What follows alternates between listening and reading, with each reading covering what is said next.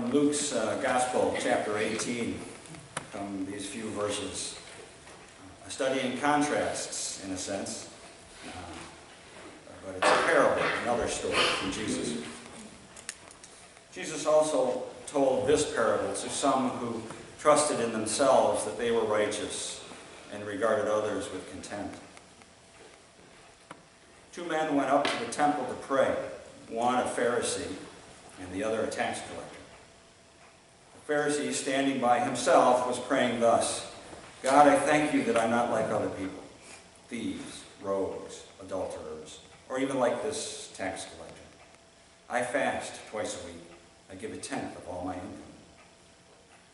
But the tax collector, standing far off, would not even look up to heaven, but was beating his breast and saying, God, be merciful to me, a sinner. I tell you, this man went down to his home justified rather than the other. For all who exalt themselves will be humbled, but all who humble themselves will be exalted. So ends the reading of God's holy word.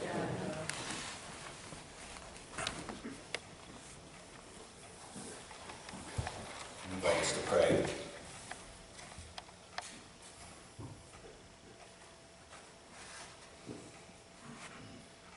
God of understanding and light, we turn to you as we listen, as we allow these few verses from Luke to roll through our mind, to reflect upon them and to try to apply them to our lives.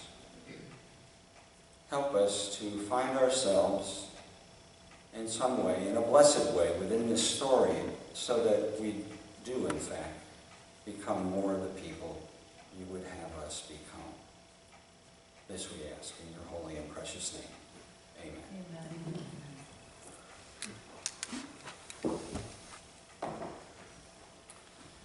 It must be a human thing, this penchant we have for ranking things. We rank everything. The top 10 SUVs in Car and Driver, 50 best places to live in the U.S., the best team in baseball. And by the end of the World Series, the media will no doubt be touting the greatest team on earth. Which always puzzles me, because I just have to wonder if there isn't some team, probably on the island of Fiji, that can whip either the Nationals or the Astros. Maybe with one hand tied behind their back. We get a little full of ourselves sometimes. And even our beloved NASA isn't immune to this kind of pride. I think we're all kind of still coasting on that success of landing on the moon 50 years ago. And when you compare where we were in the early days of the Wright brothers, we have come quite far. And there's always somebody to knock us down a peg or two. In the movie My Favorite Martian, Uncle Martin and Tim debate the relative intelligences of Martians and humans. Martin insists that Martians use 100% of their brain capacity. Humans use less than 10. Tim objects.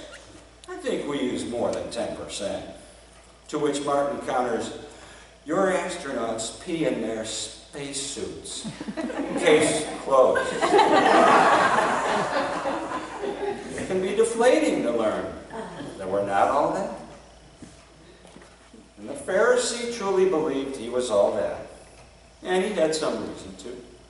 Pharisees, though often maligned in various Bible passages, truly were the guardians of the faith. They were the deacons and the trustees and Joan, all wrapped up in one. And it required no small measure of devotion to serve in that way, especially in a world so dominated at the time by the Roman Empire. So you can see that if you think about the Pharisees, it's not so easy to assign black and white hats. And the same ambiguity is true of the tax collector, who, though he was portrayed as very humble and self-effacing, was also a reviled lackey of the Romans, who often extorted money from the common folks. So if the Pharisee had a black hat, it was dotted with white, and if the tax collector had a white hat, it was a little stained. And then here comes Jesus, wearing no hat whatsoever, rubbing shoulders with both groups, even dining with each, teaching us about humility and pride. Maybe the value in seeing this sort of checkered, textured nature of both hats is that it can pull us away from the temptation to label any group as all one or the other. For example, I once went to a presentation by folks who were doing mission work overseas. And their projects were ambitious. They were repairing homes, and they were rebuilding schools and feeding a whole lot of kids. But the more I listened to their talk, the more uneasy I became. Uneasy because it carried a tone of condescension. And so, on that particular night, feeling particularly like a fly in the ointment, I asked, "What have you all received from them?" And the response was troubling. They almost seemed to be annoyed by the question. And basically their answer was they received little. And this is from very devout Christians, committed people. You know, it's easy to fall prey to kind of a sense of self-importance. It hits me. When I go to these musical gigs, I get so caught up in offering my gift of my electric T5 guitar that I forget sometimes to receive theirs. And they're giving gifts all the time to folks that we're playing. Because folks rarely want to be just on the receiving end of anything. They like to share what they have to offer. Maybe it's a story they want to tell, or it's a recollection about Uncle Fred, or another song that's dear to their heart that doesn't happen to be in my repertoire. Fortunately, the people that join me in these kinds of gatherings are really good at engaging these folks and in receiving some of their gifts better than I do. It's a lot safer to stand by oneself, kind of removed, like the Pharisee, maybe like me with a guitar. But it's a whole lot lonelier, too. Even the best intentioned Christians can set themselves apart. As the writer Kate Matthews from the UCC website put it, as long as they stay safely in the ancient past, those people Jesus ate dinner with, the prostitutes, tax collectors, people with leprosy, sinners of all kinds, they're the ones we want to identify. So long as they stay safely in the past. But when we bring those sinners into Ontario County in 2019, that's another story. Sinners, whichever one comes to mind, may or may not be physically messy, but their lives often are, and complicated. Perhaps one of the first steps in living more deeply into the humility of Christ is acknowledging that human problems don't lend themselves to snap judgments or snap solutions. How easy it is for me sometimes, in the privacy of my own little brain, to see somebody in trouble, whether it's legal trouble or moral trouble or spiritual trouble, and say to myself, geez, if they just do that. Now who's sinning? If both the Pharisee and the tax collector were touched by sin, the tax collector did have the edge in the sense that he at least knew his limits. It reminds me of something I heard from a family member who was training for social work. A seasoned social worker once said to her class, the difference between a veteran and a novice social worker is that the veteran knows they don't know everything.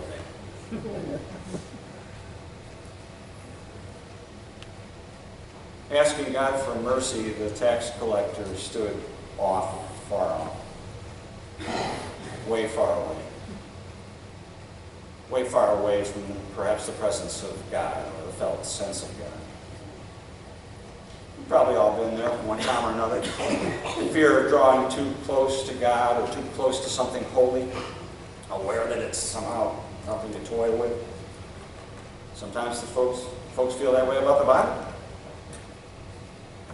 Raise your hand if you have 2 or more Bibles in your house you don't know how to get rid of. You can't just quite throw them into the trash. Or why is it that, generally speaking, nobody sits in the first 3 pews? Although today we're up here. It's not because of me. I don't know what it is. You got to tilt your head. Oh, yeah, because I'm naked. But it may be something a little more. A sense of wanting to get some distance between that thing we don't even understand. Maybe symbolized by the cross. Some sense that we're in the presence of something or someone very extraordinary. Well, the tax collector apparently had hit bottom. He couldn't even raise his eyes to God, but could only beat his chest in desperation, saying, "Have mercy." And that's kind of a rare thing, at least for me, to see someone completely empty of answers like that, asking for help. Probably seen it most in AA meetings. One of the AA slogans that I like is, "The smartest thing a drunk can say is help me." There's another slogan in AA that might have helped the Pharisee. It goes this way: "There is a God, and I'm not it." And these are pieces of very solid, stable wisdom that maybe we only do encounter when we hit the floor. The floor can be a very good place to be. It's generally sturdy, level. You can't fall much further once you're there, even if getting there can be a little rough. Sometimes it's only when we're plumb out of power that we can see a power beyond ourselves. A couple of weeks ago, our electricity went out right around 5 a.m. Still quite dark, and I got up and fumbled around for a candle. It's funny how right after a power outage, candles are easy to find. Right before an outage, they seem to have all crawled back into the cupboard. Anyway, I found one and I lit it, and it's amazing how much light a single candle can cast in a room, in a dark kitchen in this case. Thanks to the gas stove, I was able to make coffee and sit down and do a little journaling by candlelight. I felt like Abe Lincoln. Well, what struck me was how bright any light is when you have none. And maybe as we enter into the holiday season, part of the great beauty and the power of Christmas is that God is coming into the world precisely at the darkest possible time. And I think God does that. Comes into our world when we've exhausted our power, fresh out of options. We may not even have the faith to look for God, but God's looking for us. Entering hearts that at that point are often swept clean of the impediments of pride. Hearts wide open, they're humble, receptive. I think our churches are most faithful when we not only affirm all human beings, but when we affirm all parts of all human beings. Whether they're all that or none of that. It's not about being the best and the brightest and the finest and the first. It's about openness to God. Another philosopher by the name of Groucho Marx said this: "I don't care to belong to any club that will have me as a member. Maybe our task is to create a place that we do want to be part of.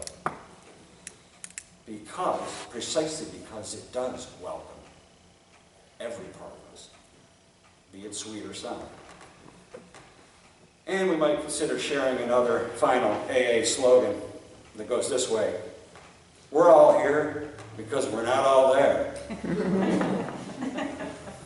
Amen.